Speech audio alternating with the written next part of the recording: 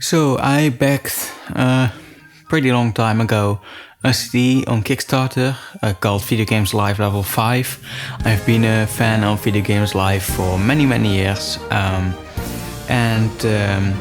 Yeah, a few weeks ago, 2 weeks ago, they sent out the CD digitally with extras for backing it.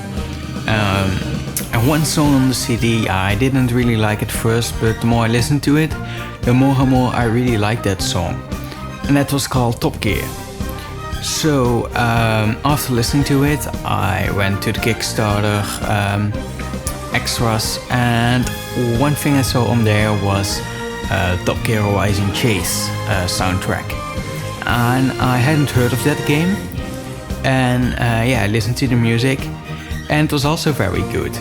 So I wanted to know more about this game, so I looked it up, and then I saw it was an Android game.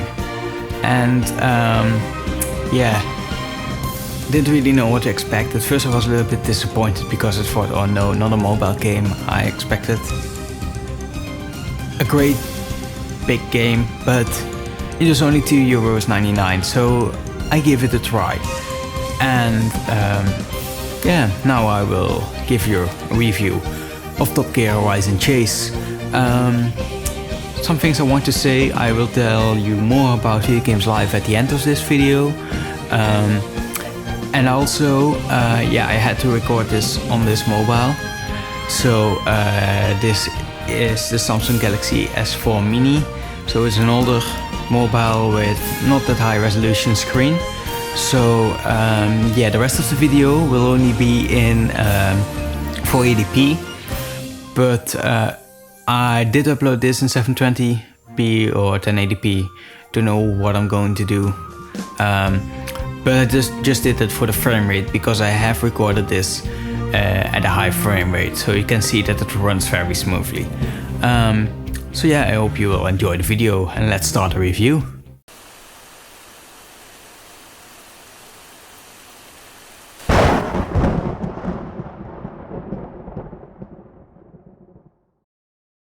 So because this was a mobile game, I was very afraid that it would be a game with a 3-star-like structure to progress like most mobile games.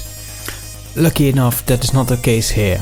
It has a progression system that is similar to PC and console games, and that means that you have to finish in at least the 5th position to progress, and you unlock more places in the world to race by getting more points. And the way you get more points is by finishing in a higher position. Then you will get, I think for each position you get 20 more points, and getting coins on the track. Each coin is 1 point. You can also get a pro score if you get all the coins on the track and finish first. And you need that to get 100%, but for nothing else. So you don't have to if you don't want to. And in total there are 9 places to race, with each 3 locations, and those feature a couple of tracks. In total there are 70 tracks, so there is a lot of content, and they are all different length and in how many laps you have to drive. Each location has also one bonus track, but I will go into that later in this review. The only weird part about the location screen is that you can see Australia, but it isn't an unlockable place to drive in. So for me it would be much more logical to just leave that off the map.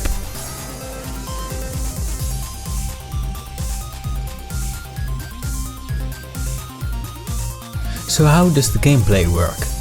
You first choose a car and then you just start the race.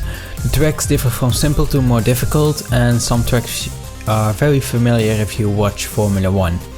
But the start/finish place is different, and also the direction and the place on Earth differ most of the time. I guess that's to not run into any licensing issues. And also while driving, they don't really feel like the tracks that they are based on.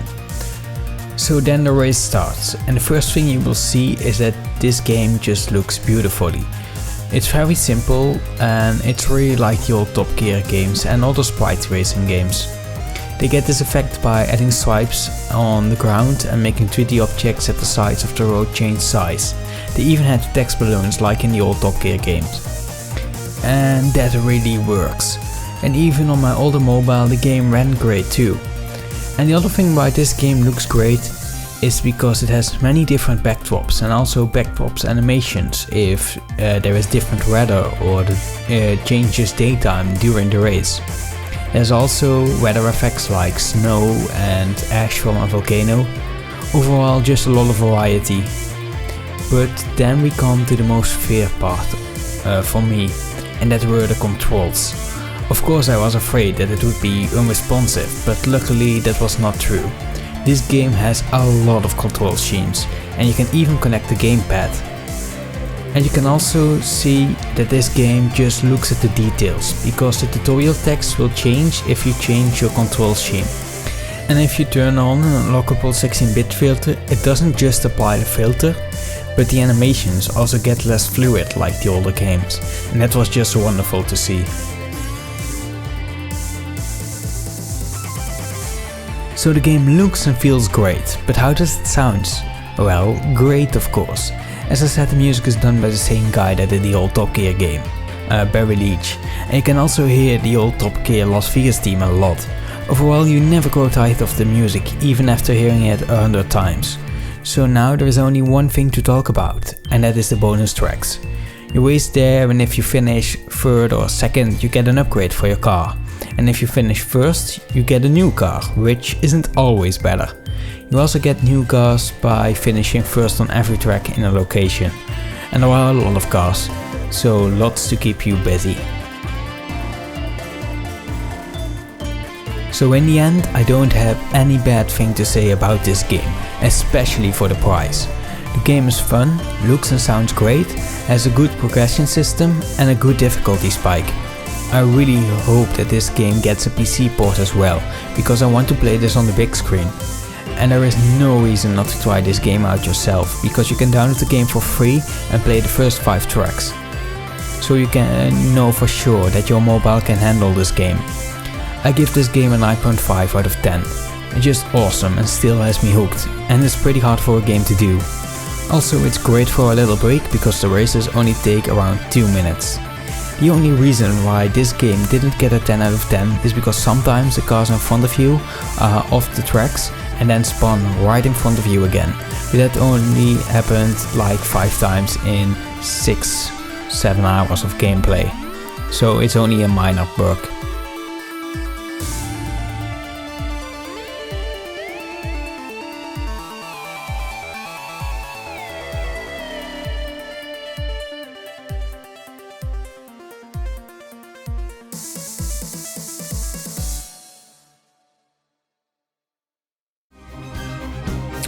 So I said there would be more about video games live at the end of the video, so here it is. Yeah, it's a CD made by Tommy Tallarico, and they do video game music, older and newer tracks from different video games, and make a live recording of it. The second one is from a real concert, and the other CDs, at least 3, 4 and 5, are recorded by the Prague Philharmonic Orchestra and mixed at Skywalker Ranch and mastered somewhere else. I forget where. But yeah, those CDs overall, I find them really enjoyable, especially for the older music that was 8-bit or 16-bit, and now you can hear the full orchestra, which is really cool. Some of the newer tracks, I don't really care for them because they were already recorded with an orchestra, so you don't hear that much difference, but still it's really cool and it is not that expensive. And yeah, you could hear the Top Gear music coming from the CD, at least in the intro and in this part. And also with the new CD, which will be on iTunes soon, they have World of Warcraft and Zelda. Those two are on every CD, I think, with just different songs from those franchises. Phoenix Wright, Grim Fandango, Hell March, which is really cool. It's one of my favorite tracks.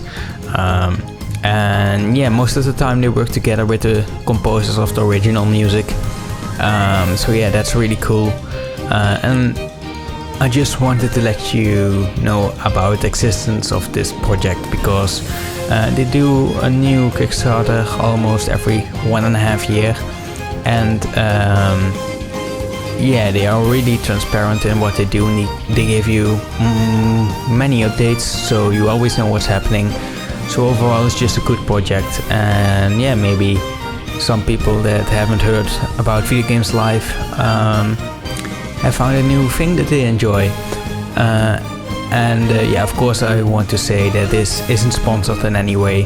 It's just I wanted to let you know about it. So yeah, thanks for watching this. Links will be in the description, by the way, to Video Games Live. And yeah, till next time.